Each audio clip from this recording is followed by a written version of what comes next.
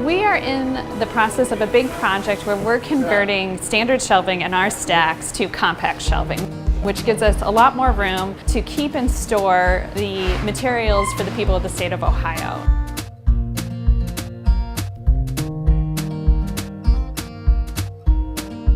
The way that compact mobile shelving works is you'll have different groups with a stationary shelf capping each end, and then mobile shelving on rails that moves back and forth here so that you can move the aisle to get what you want.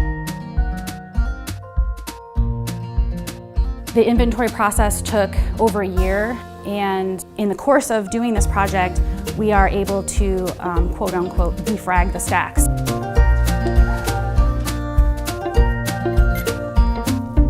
Inside each and every box that we moved off site contains anywhere from 100 items to 1,000 items that are very important to Ohio citizens. For example, this box here is a collection from the Ohio Penitentiary of Bertillon card records. And inside we have the Bertillon card record from a prisoner from 1890. It's records such as these that we have people come in looking for, their relatives, their ancestors, and this might be the only way that you're able to find someone. The tracking of the collections is really an integral part of this project, because without the barcodes and the process that we went through with inventorying the boxes, we wouldn't know how to reshelve the collections when they came back on site. It's the only way to keep us from losing collections as they go on and off is to track those collections, and the barcodes were the method that we used to do that. So we are bringing these big books that can't be stored in boxes, and we are wrapping them in shrink wrap to keep them safe. You can kind of see where it's turning all orange. That's called red rot. That's the leather degrading, because leather, not archival.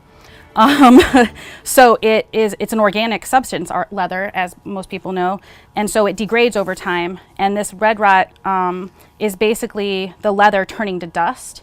And upstairs on the 5th floor, you know, imagine these books times 23,000 of them, and it starts to get pretty dirty upstairs. So not only does the shrink wrap kind of help to keep everything clean and preserved, but it also is better for health of the staff.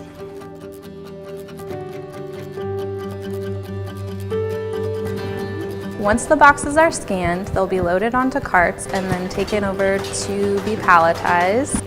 Then they'll be loaded onto the truck and taken over to the Department of Administrative Services, where they will be housed for roughly 9 months.